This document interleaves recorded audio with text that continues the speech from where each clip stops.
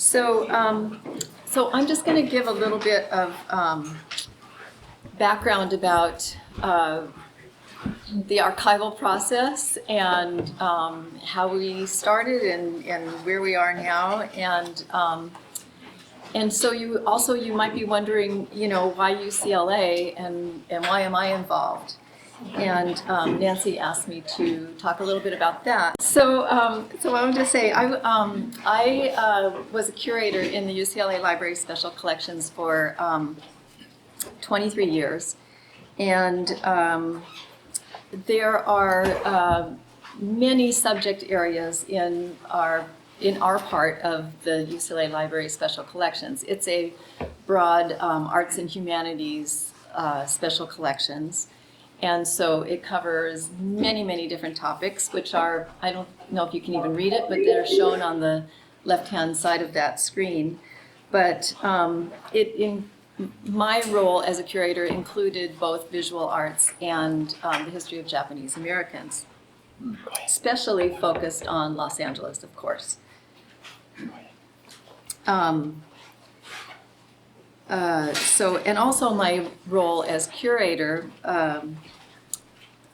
my background sort of played into that because I was an undergrad art major in the late 60s, early 70s. And that was really helpful because that particular time period and in the art world became a priority for our collecting areas because it was such a vital time in Los Angeles in terms of art.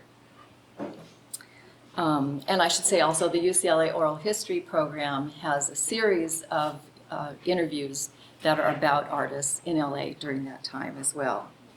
So one artist who's already been mentioned today, who played a very important part in this story is that of June Wayne, whom I had admired and met when I was an undergrad as an art major in the late 60s. At which time I never would have imagined that I was this many years later going to be working with her on her archive at UCLA. But it was through June Wayne's archive that I became familiar with Kanemitsu for the first time, and that was because the illustrious June Wayne thought so highly of him and his work that she created a film of him making lithographs in her studio, in Tamarind Studio, called Four Stones for Kanemitsu. So then there was that part of it, and then also predating my arrival to UCLA by far, there was already a well-established relationship between the Library Special Collections, the Asian American Studies Center, and the Japanese American Citizens League in a collaborative project that they began in 1962, which was called the Japanese American Research Project, which we called C.A.R.E, which brought together archives of Japanese Americans in Los Angeles and attempted to document Japanese Americans pre, during, and post World War II. And also some of them include the history of Japanese American and Hawaiian American families long before the war as well. And then because of the wealth of research material that came out of that collaboration and those archives, the California Digital Library, this is the digital library that hosts digital archives and digital resources such as guides to collections, catalogs, all sorts of things. The California Digital Library developed digital resources, digital archives, and I, as curator, was really very fortunate to be able to work with K through 12 teachers who developed lesson plans for these archives and contextual narratives as well. So one of those archives is called California Cultures, and this was focused on 4 highly underrepresented ethnic groups in California, and was driven by 2 things. The K through 12 teachers' initiative to bring primary source materials into the classroom and teach K through 12 students how to work with original resources, and also to fill the gaps in the history books by using those sources. And so you can see there are also, along with those images, there are related essays that were written, contextual narratives that were written by teachers, the K through 12 teachers. And then in the bottom row, you'll see that they created lesson plans. And so, for instance, in this bottom row that we're looking at right now, those are all materials from the Estelle Ishigo papers. But there are 3 different lesson plans for 3 different grade levels. And those are freely available, and they're still used in classrooms all over the country today. So one thing, I wanted to bring up, I think it's reasonable to ask, why do research institutions collect artists or anybody's archives for that matter? And, as Aya was saying, it is important to document the creative process, and that is a big part of the reason that we collect those things. But beyond sketches and drawings and correspondence and photographs and things like that, what comes out of that when those materials are all brought together is a sense of the person who created those things and the place in which they lived and the political and economic impacts that were placed on that person's life, their family, the kind of love that they got or didn't get, and so all of that is becomes criteria that research institutions place on the decision to bring in a collection, so that researchers can really get a feeling for what happened in the past and what it was like to live in the past, so that you can better understand the present, envision, and shape the future. And in a few minutes, we're going to be hearing from Anna Iwataki, who has, as I mentioned earlier, has embarked on a research journey that is centered around Kanemitsu and Nancy and traction building and this community. And so I just wanted to mention that one of the tools that Anna and other researchers can use to discover these collections is this thing called the Online Archive of California, which is it's a database of guides to archival collections from institutions all over California, and this is freely available online as well. And so that includes UCLA, all the other UC campuses, independents like the Getty, the Huntington, historic societies, the Cal States, and so on. And there is a standardized way of presenting archival collections, and without going into too much technical detail, because Kiana's going to explain a little bit better in a minute.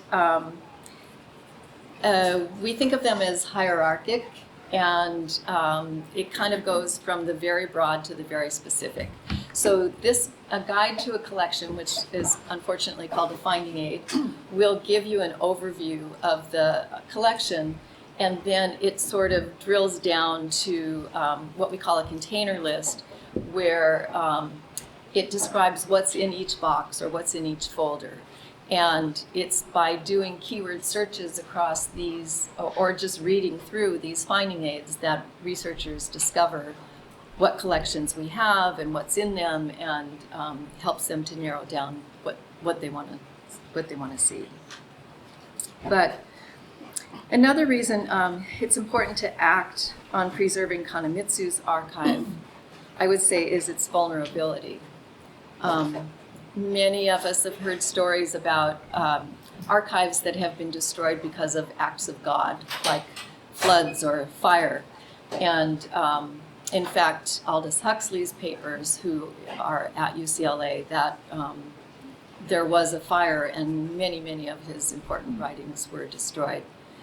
But in fact, Kanemitsu's archive has already been harmed, not by nature, unfortunately, but by the results of racism that pervades the politics and economics of our society.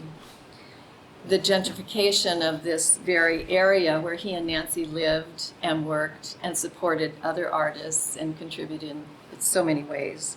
So, and then Nancy subsequently being forced to move out of that space and yet trying to hang on to those documents and preserve that legacy. And that legacy is something that reminds us and teaches us of extraordinary lives and extraordinary actions. And so that's why we feel that those legacies must be preserved. And in fact, it was at that point, as Nancy mentioned, in 2018, that we met. And I just want to, I'm going to introduce Kiana in just a minute, and I just want to sort of bring you up to date between 2018 and this last January. What happened was a series, I guess, of narrowing down hierarchically this collection. But it was in the beginning sort of like a SWAT team.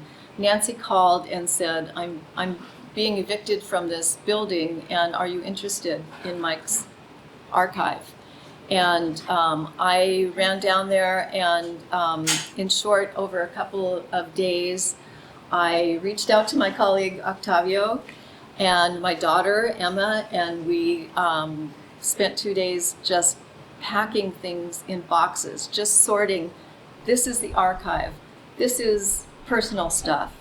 This is artwork that needs to be stored.